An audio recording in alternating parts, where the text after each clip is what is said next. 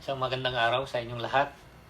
Purihin ng Diyos at nabigyan na naman tayo ng pagkakataon na magkasama upang sa ganon tayo ay sumamba sa dakilang Diyos at tayo naman ay tumanggap ng kanyang mga biyaya at pagpapala.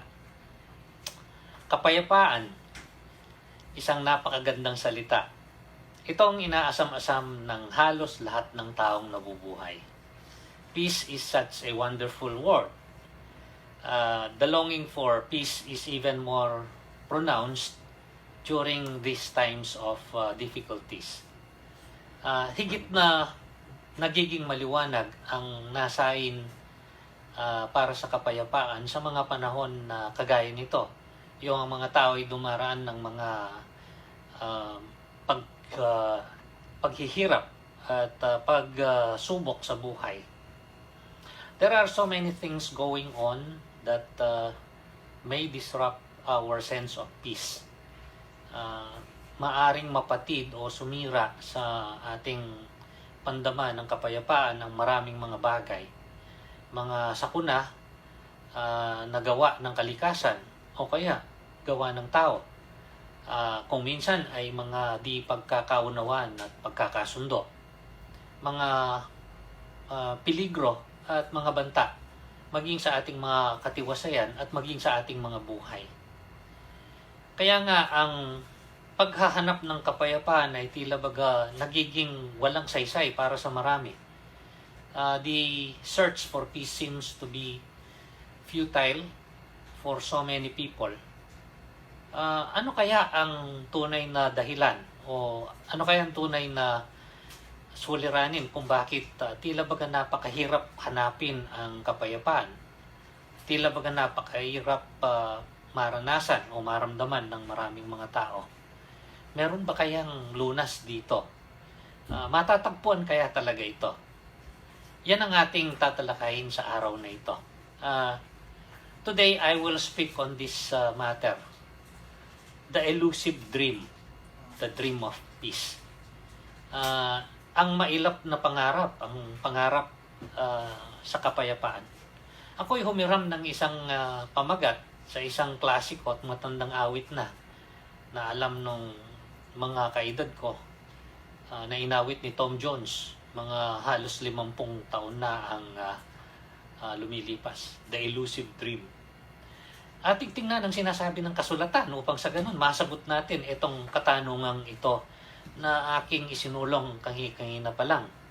What is the problem? Why peace seems to be so elusive? How can we find the solution if there is any? Tingnan natin ang nakatala sa dalawang bahagi ng mga ebanghelyo. Ang una ay dito sa Luke chapter 24 verses 36 hanggang 44. Ito ang sinasabi sa bahaging ito ng kasulatan. I will be reading it in the New International Version. Luke chapter 24 verses 36 up to 44. While they were still talking about this, yung patungkol sa pangyayari pa lang ng Panginoong Jesucristo ay naipako sa krus at namatay. Pagkatapos merong mga sabi-sabi na siya ay nabuhay na maguli. Again, while they were still talking about this, Jesus himself stood among them and said to them, "Peace be with you." They were startled and frightened, thinking they saw a ghost. He said to them, "Why are you troubled, and why do doubts rise in your minds? Look at my hands and my feet. It is I myself. Touch me and see. A ghost does not have flesh and bones, as you see I have." When he had said this, he showed them his hands and feet. And while they still did not believe him, because of joy and amazement, he asked them, "Do you have anything here to eat?" They gave him a piece of broiled fish and took it and ate it in their presence.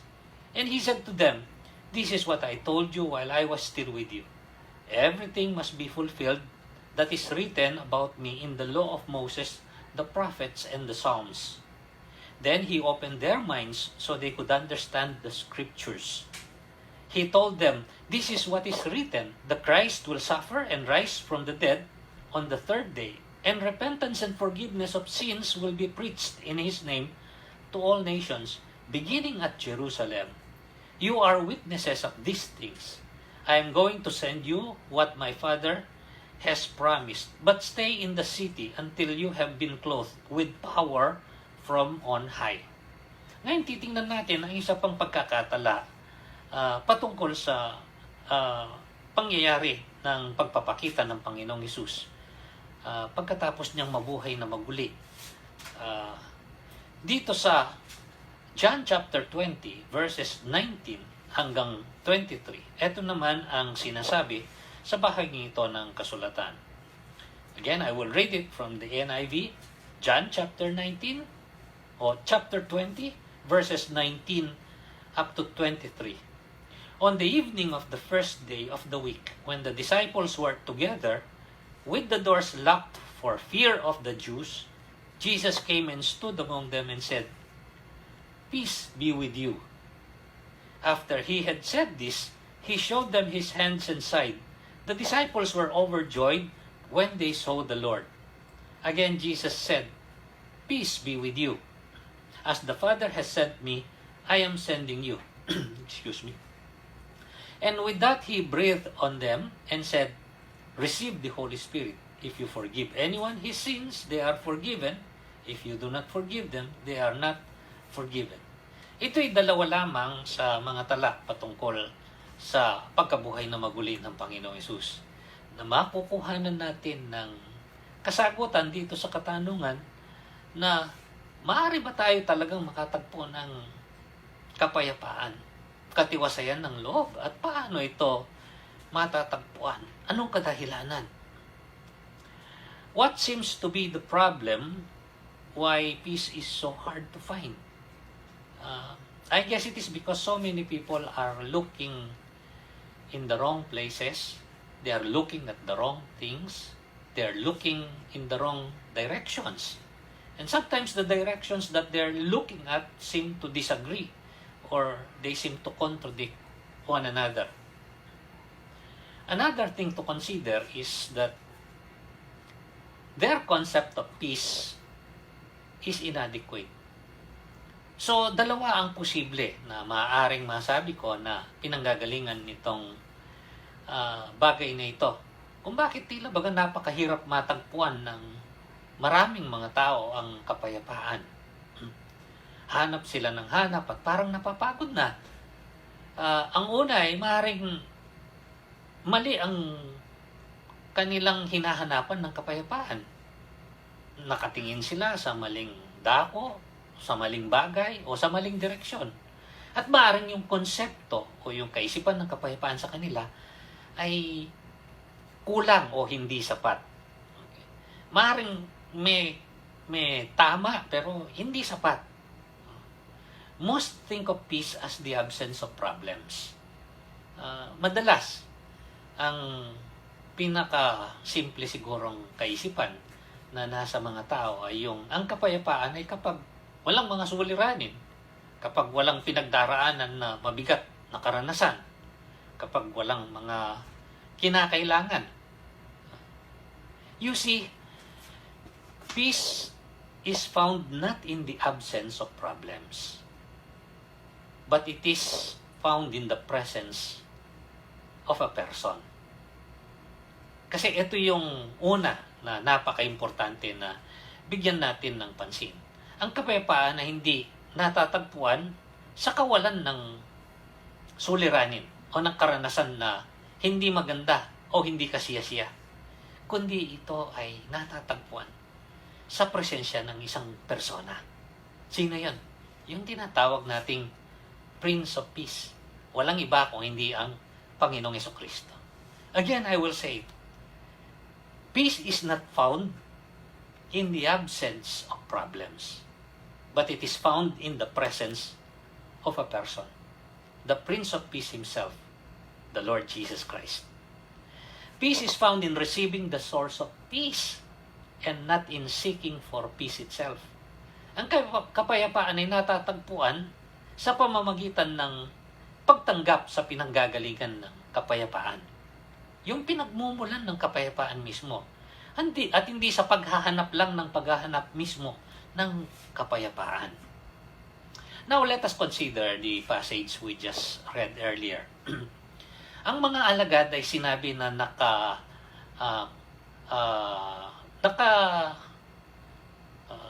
lagay doon sa isang silid na kanilang kinandado.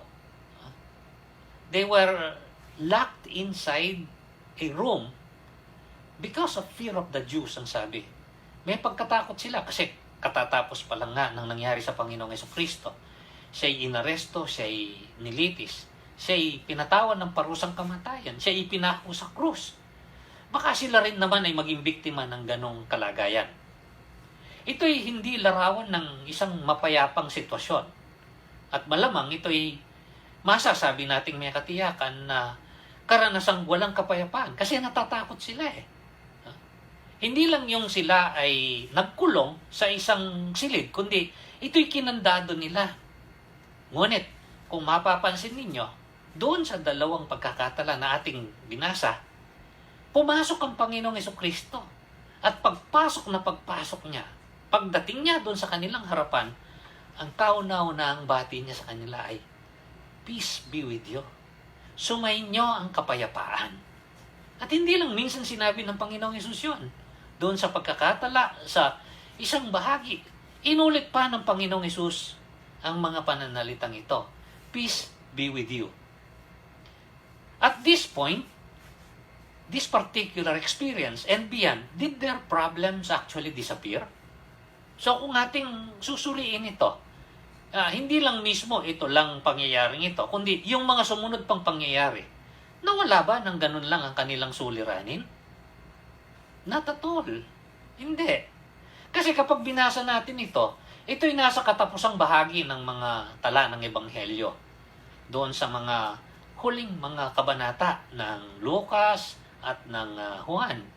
At ang kasunod nito ay ang mga pangyayari ng gawa ng mga alagad ayon sa utos ng Panginoon. At yan ay nakatala doon sa sumunod na aklat, yung aklat ng mga gawa, the Book of Acts. When we read the continuation of the story, beyond these Gospels to the Book of Acts, their problems actually multiplied. Dumami pa yung mga suliranin nila.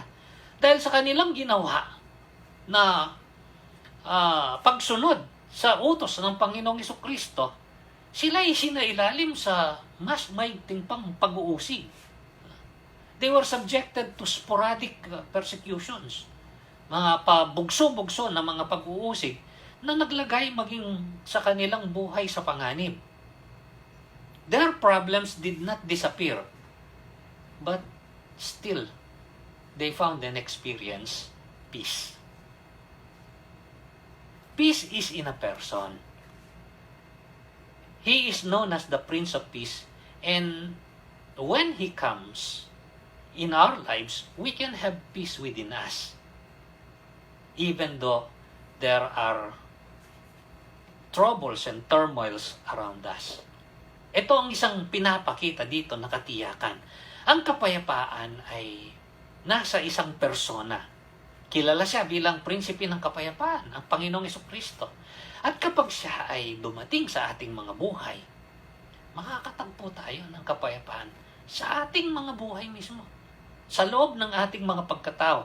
Sa kabila ng maaaring ang kapaligiran ay napupuno ng mga kaguluhan at kagulumihanan. Why is this so?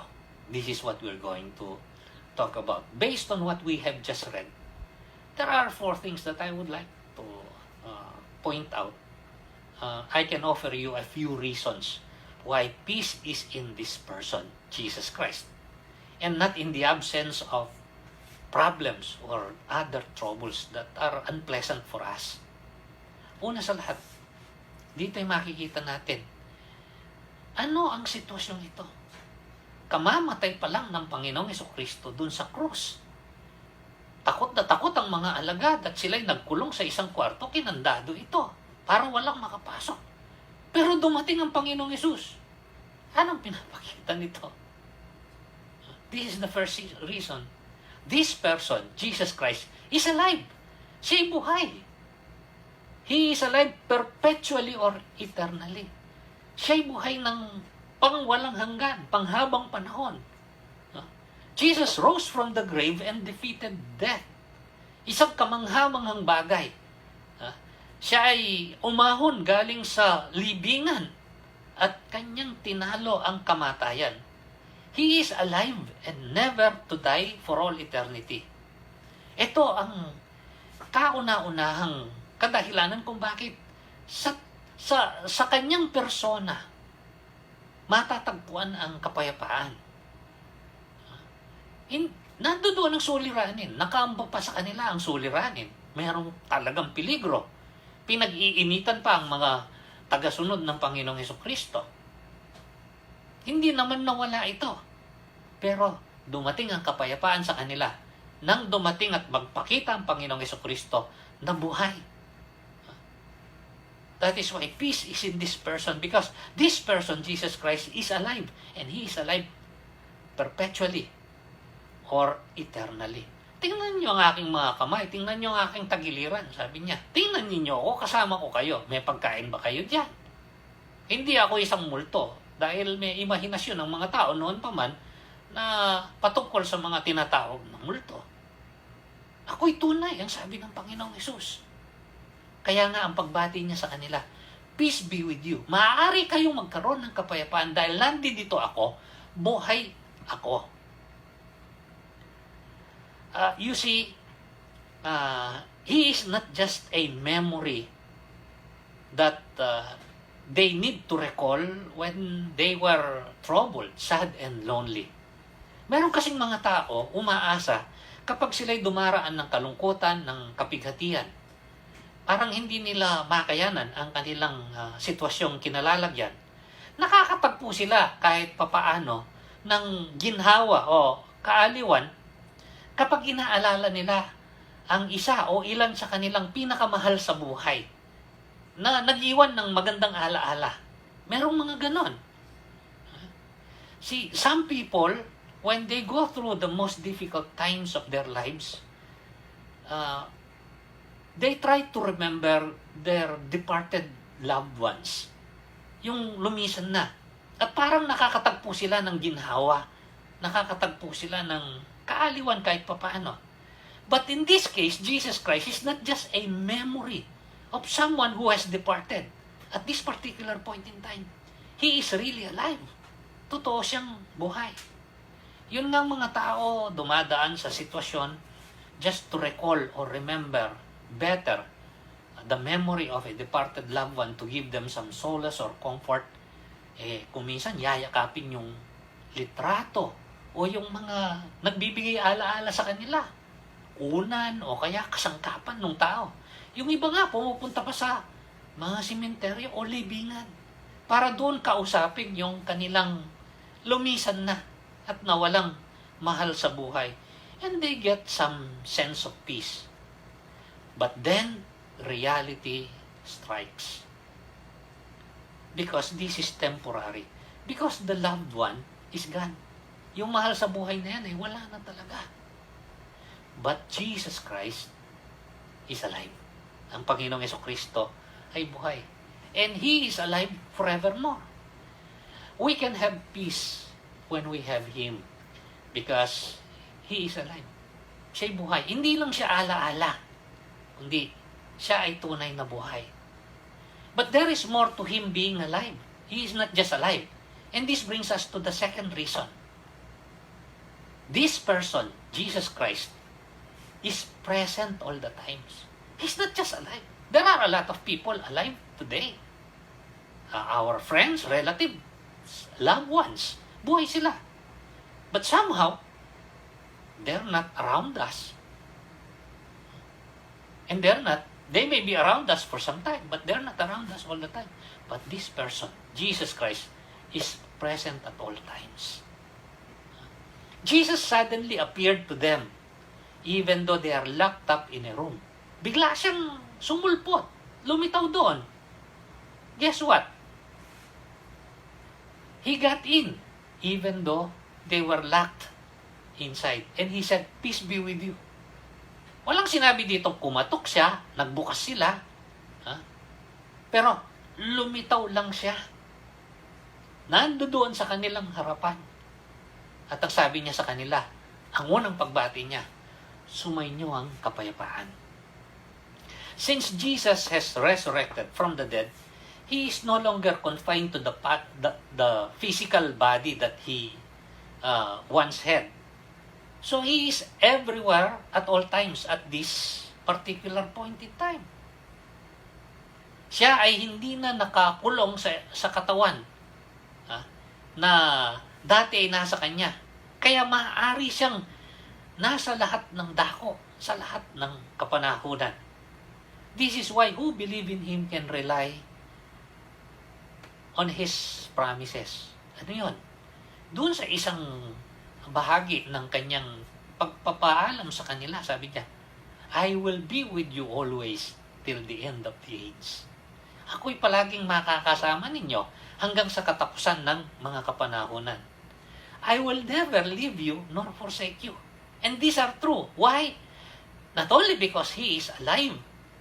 He is alive perpetually and eternally, but because He is present at all times. This should give us peace. Kung tayo ay nananalig sa Kanya, kung Siya ay kinilala natin at tinanggap natin, ito ay dapat magbigay sa atin ng kapayapaan. Problems will always be around. Guess what? Jesus will always be with us. Ang mga suliranin ay palagi nasa ating kapaligiran. Palaging may darating, mawawala, may darating, mawawala. Pero ang Panginoong Hesus, palaging makakasama natin. Usually, our friends and loved ones promise us, nandito lang ako. Okay? Kapag kailangan mo ako, nandito lang ako. I believe that many of these statements are very sincere. But can they really be around all the time to keep that promise? Yun ang pagkakaiba kasi. Ipinapangako ng ating mga mahal sa buhay para mabigyan naman tayo ng katiwasayan ng loob, nandito lang ako. Pero ang katunayan dyan, o ang realidad ay kahit sincere sila, pwede ba naman na sila ay kasama natin sa lahat ng oras? Even the usual and normal sources of what we need are not always available. Yung mga grocery na pinagkukuhanan ng pagkain, yung mga bangko na pinagkukuhanan ng depositong pera, yung mga tindahan ng iba't ibang mga kasangkapan na binibilhan ng mga kagamitan. Nagsasara din yan. Hindi naman bukas ng lahat ng oras. Maging yung mga tao na inaasahan na merong katungkulan upang bantayan tayo at pangalagaan, mga pulis, mga security guard, nag-go off duty din. O kaya, sila'y tinatawag upang gampanan ang kanilang katungkulan sa ibang dako. They're not always around when we need them. But Jesus Christ is present at all times. Yet there is more to Him being alive and present. Meron pa. Higit pa sa pagiging buhay at dagdag sa pagiging siya'y buhay na tunay at siya ay nasa lahat ng dako, sa lahat ng kapanahonan. Ang ikatlo na maibibigay ko, nakatiyakan, this person, Jesus Christ, possesses power. Taglay niya ang kapangyarihan. Tingnan natin ang sinasabi dito sa isang bahagi nung nabuhay na maguli ang Panginoong Jesucristo at siya naman ay magpaalam sa kanyang mga alagad dito sa Matthew chapter 28, dito sa verses 16 hanggang 20. Sa pagsasara ng bahaging ito, ang sabi, once again, reading from the NIV, Matthew chapter 28 verses 16 up to 20. Then the 11 disciples went to Galilee, to the mountain where Jesus had told them to go. When they saw Him, they worshipped Him, but some doubted. Then Jesus came to them and said, all authority in heaven and on earth has been given to me. Therefore, go and make disciples of all nations, baptizing them in the name of the Father and of the Son, and of the Holy Spirit, and teaching them to obey everything I have commanded you. And surely I am with you always to the very end of the age. Ito yung binanggit ko kanina na pangako ng Panginoong Hesus. Uulitin ko, ang kapayapaan ay hindi matatagpuan sa kawalan ng suliranin, kundi sa presensya ng isang persona, ang tinatawag nating prinsipe ng kapayapaan. Walang iba kundi ang Panginoong Hesukristo. Why? Because this person, Jesus Christ, is alive perpetually or eternally. Because this person, Jesus Christ, is present at all times. And because this person, Jesus Christ, possesses power. He will always be with us, and He has all authority in heaven and on earth. Taglay na niya ang lahat ng kapangyarihan sa langit at sa lupa. Actually, He already displayed and demonstrated His power when He was in His physical body before His death and resurrection. Ito'y kanyang ipinamalas na at ipinakita sa kanyang mga alagad. Ang dakila at kamanghamanghang kapangyarihan niya. Remember, at one occasion when they were in a boat and there was a great storm which threatened to capsize the boat, they thought that they will drown and die. They called the Lord Jesus Christ, who was peacefully sleeping at the back. Nung tumayo siya, anong kanyang ginawa? Sinabihan niya yung unos at ito'y tumigil. Anong sinabi niya? Peace, be still. Nothing is impossible for Him. He is no longer bound by natural restrictions or laws that He Himself set. Siya ay hindi na nakatali dun sa mga likas na mga batas at mga limitasyon na siya mismo ang nagtakda. Pansamantala, pinailalim niya ang kanyang sarili doon sa mga batas na yon nung siya ay nagkatawang tao. Pero pagkatapos, ay hindi na siya sakop ng mga ito because He is beyond all of this. He can pass through walls. He can just appear and disappear at will. Ano mang oras na gusto niya, pwede siyang tumagos sa mga pader, pwede siyang lumitaw, pwede siyang mawala. He can rise against gravity. Hindi siya pwedeng hilain ng grabidad. He ascended into heaven. When we have Him, who has this power, we can go through the most difficult times in life, the most difficult situations, and we can have peace. Kung siya taglay natin, siya na buhay, siya na palaging kasama natin, at siya na nagtataglay ng kapangyarihan, dumaan man tayo sa pinakamahirap na sitwasyon sa buhay. Ano man ito, magkakaroon tayo ng kapayapaan. When He says, I will never leave you, He doesn't just mean that He will stay where we are. Pag sinabi niya sa akin, palagi kitang sasamahan, hindi ibig sabihin kung nandito lang ako, nandito rin siya palagi yan. Dito na lang kami, pareho. But He will also take me to where He wants me to be. Hindi lang yung sasamahan niya ako sa aking kinalalagyan, pero aakayin niya ako papunta doon sa gusto niya na aking kalagyan. This is what He promised His disciples. Kung maalala ninyo, doon sa John chapter 14, verses 1 to 3, sabi niya, do not be troubled. Huwag kayong mag-alala.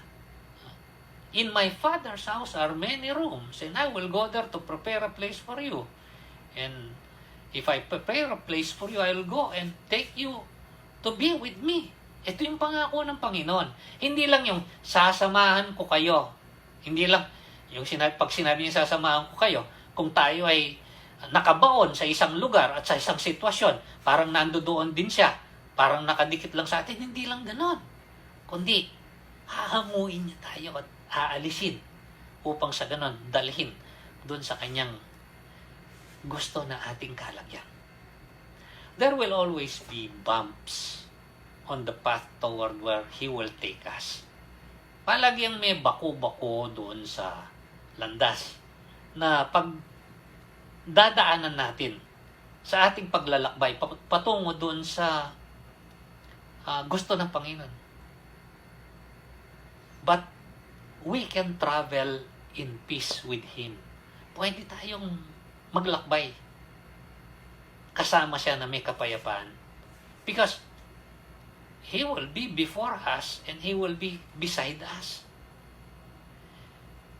Another thing that can give us peace, ito yung pang-apat, patungkol sa persona ito na tinawag na prinsipe ng kapayapaan.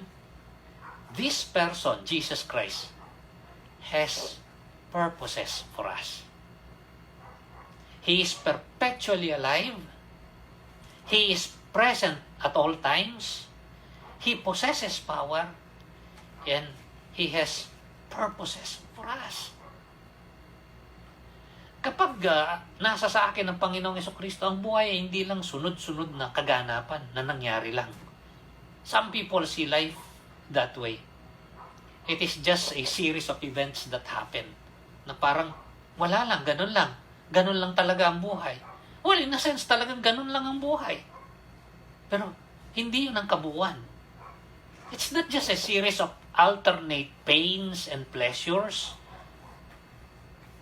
My life has purposes. Your lives has purposes. When you have the Lord Jesus Christ. When we have Christ, we have a great privilege. Etong sinabi niya sa kanyang mga alagad. Uulitin ko. Doon sa Matthew chapter 28, sa verse 19, sabi niya, "Therefore, go and make disciples of all nations, baptizing them in the name of the Father and of the Son and of the Holy Spirit, and teaching them to obey everything I have commanded you." Doon sa huling bahagi naman ng Luke chapter 24, yung sinabi dito ng Panginoong Jesucristo sa verse 45, "Then He opened their minds so that they could understand the Scriptures. He told them, this is what is written. The Christ will suffer and rise from the dead on the third day, and repentance and forgiveness of sins will be preached in His name to all nations, beginning at Jerusalem." Sabi niya, you are witnesses of these things. I'm going to send you what my Father has promised. But stay in that city until you have been clothed with power from on high. At doon sa John, sa kanyang pagtatapos, anong sinabi doon sa pagpapakita ng Panginoong Hesus? Doon sa verse 21 ng chapter 20, Jesus again said, "Peace be with you. As the Father has sent me, I am sending you." When we have Christ in our lives, we have a great privilege. This is His purpose. We become His personal representatives or His witnesses. Tayo nagiging personal niyang mga kinatawan. Tayo kanyang nagiging mga saksi. We can visibly and audibly represent Him who is invisible but real. Maaari natin siyang maaari natin siyang ipresenta sa ating mga kapwa in a visible and audible way, through us, through what we say. Him who is invisible but who is real can be represented by us. We can tell others about Him. We can even show them by our lives. We can affirm and confirm His forgiveness of sins and His gift of salvation and redemption as we enjoy ours. Pwede natin siyang ipakilala. Pwede nating bigyang katiyakan ng mga tao na sa Kanya may kapatawaran ng kasalanan, merong kaligtasan, merong buhay na walang hanggan. Habang ito namang mga sinasabi natin ito, nai-enjoy natin sa ating mga buhay. When you know that your life has a purpose, you can have peace. I know that my life has a purpose. So I have peace. There are other attached purposes and correlated to this ultimate purpose of being His witness. He can accomplish so much through our lives. And we shall benefit from all of this. Hindi naman tayo mawawalan ng pakinabang sa mga ito. So nakita natin ngayon minsan pa, bakit hindi makatagpo ng kapayapaan ng maraming mga tao? Kasi hinahanap nila ito maaring sa maling bagay, sa maling lugar, sa maling direksyon. Ang kapayapaan kasi ay hindi matatagpuan sa kawalan ng mga suliranin at ng mga pasanin at bigatin. Maganda yung nawawala ang mga ito, pero alam naman natin na hindi lubusang mawawala yan. Ang kapayapaan ay natatagpuan sa presensya ng isang persona. Not in the absence of problems, but in the presence of a person, Jesus Christ.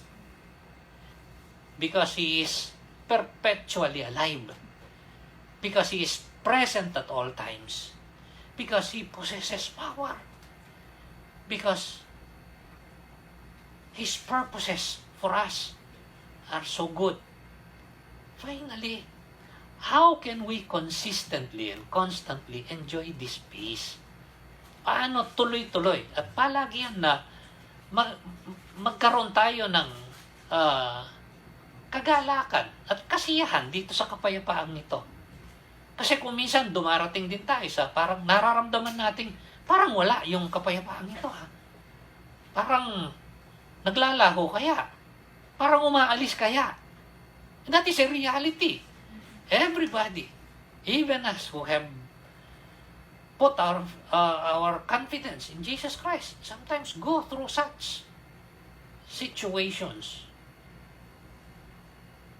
4 na bagay din ang nais kong ipahayag dito. How we can constantly and consistently enjoy this peace. Yung una, syempre, it is obvious. This is the beginning point. By faith in Jesus Christ. Receiving Him as Lord and Savior. Sa pamamagitan ng pananalig sa Panginoong Jesucristo. Yung pagtitiwala at pagkilala at pagtanggap sa Kanya bilang tagapagligtas at Panginoon. See, we first have to receive Him, to receive His peace. Kailangan tanggapin muna natin siya. At kapag tinanggap natin siya, ito naman ang kanyang tinitiyak. Kagaya ng sinabi niya sa kanyang mga alagad, sa oras ng kanilang kalituhan at takot, peace be with you, ang sabi. Ito ay pinagtibay ni Apostle Paul dito sa Romans chapter 5, verses 1 to 5. Etong sinasabi. Again, I will read it. Therefore, since you have been justified through faith, we have peace with God through our Lord Jesus Christ, through whom we have gained access by faith into this grace in which we now stand. And we rejoice in the hope of the glory of God. Not only so, but we also rejoice in our sufferings, because we know that sufferings produces perseverance, perseverance, character, and character, hope. And hope does not disappoint us, because God has poured out His love into our hearts by the Holy Spirit whom He has given us. Itong katiyakan, inulit ni Apostle Paul. Nang dahil tayo ay pinawalang sala sa pamamagitan ng pananampalataya sa Panginoong Jesucristo, meron tayong kapayapaan sa Diyos. Maging sa oras ng mga pighati, dahil tayo ay may inaasahan. Hindi nawawala ang pag-asa sa atin. It begins by faith in Jesus Christ. This is the more obvious one. The second, if we have faith to constantly and consistently enjoy this peace, how? By fellowshipping with Him. Sa pamamagitan ng ating palagyang pakikipagdaw-palad. Pakikipagnig sa Kanya. We have to maintain constant communication and communion with Him. Sa anong kaparaanan? Tingnan natin ang sinabi ni Apostol Pablo. Minsan pa, sa kanyang mga sulat naman sa mga taga-Filipos. In Philippians chapter 4, ito ang sinasabi sa verse 6 at saka sa verse 7. Sabi ni Apostle Paul, "Do not be anxious about anything." Dinadapuan tayo ng agam-agam ng mga kagulumihanan. Do not be anxious about anything, but in everything, by prayer and petition, with thanksgiving, present your requests to God. At anong mangyayari? Sa verse 7 sabi niya, "And the peace of God which transcends all understanding will guard your hearts and your minds in Christ Jesus." Huwag kayong mag-alala sa anumang bagay. Sabi niya dito. Ang Panginoon ay napakalapit, sabi niya. The Lord is near. Okay? But, sabi niya, in everything by prayer, petition, and thanksgiving. Ito'y tatlong sangkap ng ating pakikipag-ugnayan, ng ating pakikidawpalad at pakikipagnig sa Panginoon. Pananalangin, paghiling, pagpapasalamat. Ito ang ating kaugnayan sa Kanya kasi. At anong may bubunga? Nananatili yung kapayapaan sa atin. The peace of God that transcends all understanding. Yung sukat na hindi maintindihan ang siyang maghahari sa ating mga puso't kaisipan sa pamamagitan ni Kristo Jesus. This is how we can constantly and consistently enjoy this peace. By faith in the Lord Jesus Christ. By fellowshipping with Him. Ano pa? By following Him or obedience. Dahil ang kasunod nun, sa Philippians chapter 4, verses 8 to 9, ito naman ang sinabi ni Apostol Pablo.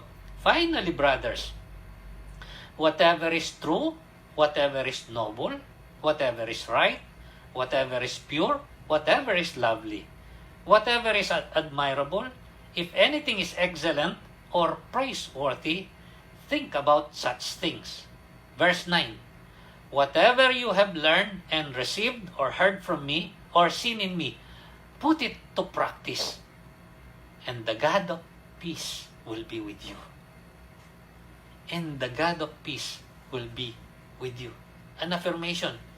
Just a few verses, sabi niya, and the peace of God that transcends all understanding will guard your hearts and minds in Christ Jesus. Dito sabi niya, and the God of peace will be with you.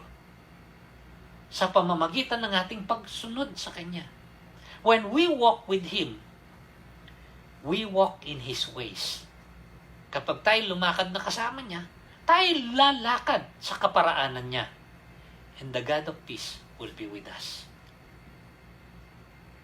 And last, again, by faith in Christ Jesus, by fellowshipping with Him, through prayer, petition, and thanksgiving, by following Him or obeying Him, and by first prioritizing others. Kapag tayo ay nagtakda, naunahin natin ang kapwa.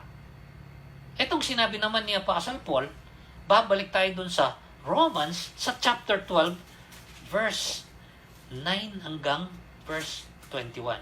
Ang sabi dito ni Apostle Paul, love must be sincere, hate what is evil, cling to what is good, be devoted to one another in brotherly love, honor one another above yourselves, never be lacking in zeal, but keep your spiritual fervor, serving the Lord. Be joyful in hope, patient in affliction, faithful in prayer, share with God's people who are in need, practice hospitality. Bless those who persecute you, bless and do not curse. Rejoice with those who rejoice, mourn with those who mourn, live in harmony with one another.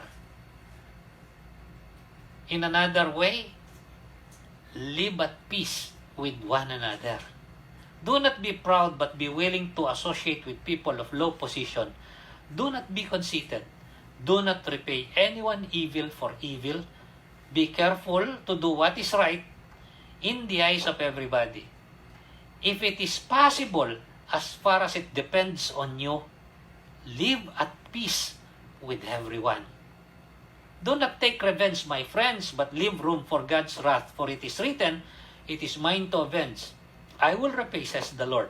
On the contrary, if your enemy is hungry, feed him. If he is thirsty, give him something to drink. In doing this, you will heap burning coals on his head. Do not be overcome by evil, but overcome evil with good. Uulitin ko yung sinabi dito sa verse 18, if it is possible, as far as it depends on you, live at peace with everyone. How? By first prioritizing others. By such practice, we can live in harmony with other people. Maaari tayong mabuhay ng may pakikipagkasundo at pakikipagpayapa sa ating kapwa. Then, there will be truly peace. Nawa ito ay nakatulong sa atin upang maliwanagan tayo na ang nais ng Panginoon para sa atin ay magkaroon tayo ng kapayapaan. Hindi dumating ang Panginoon upang guluhin ang ating mga buhay, kundi isaayos ito. Hindi upang bigyan ng mga kaguluhan, kundi magdala ng kapayapaan. Kaya nga, ang Panginoong Hesus ang prinsipe ng kapayapaan. Ang kapayapaan ay hindi natatagpuan ng dahil sa walang mga suliranin. Maganda yung walang mga suliranin. Gumagawa tayo ng paraan para malunasan ang mga suliranin, pero magkakaroon pa rin yan. Peace can be found not in the absence of problems. There will always be problems. But it is found in the presence of the person, the Prince of Peace. Because He is perpetually alive. Buhay siya. He is present at all times. He has promised us, I will never leave you nor forsake you. I will be with you until the end of the age. Hindi lang yon. He possesses power. When He says something, He is able to do it. And He has purposes for us. Just the thought of it could give us peace. But this is not just a thought. It is a reality. How can we constantly and continuously enjoy this peace? It begins by faith in the Lord Jesus Christ. It continues on by fellowshipping with Him. Prayer, petitions, thanksgiving. By following Him. Obeying His precepts. And by first prioritizing others. Then, we can enjoy peace. May the peace of the Lord be always with you. Shall we thank our great and good God. Dakilang Diyos, maraming salamat po.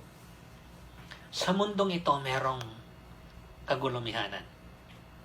Ngunit, ang dala mo para sa amin ay kapayapaan. Panginoong Hesus, maraming salamat. Ikaw ang prinsipe ng kapayapaan. Sa aming pagkilala sa iyo, sa aming pagsunod sa iyo, ikaw ang maglalagay ng kapayapaan sa aming mga puso't kaisipan.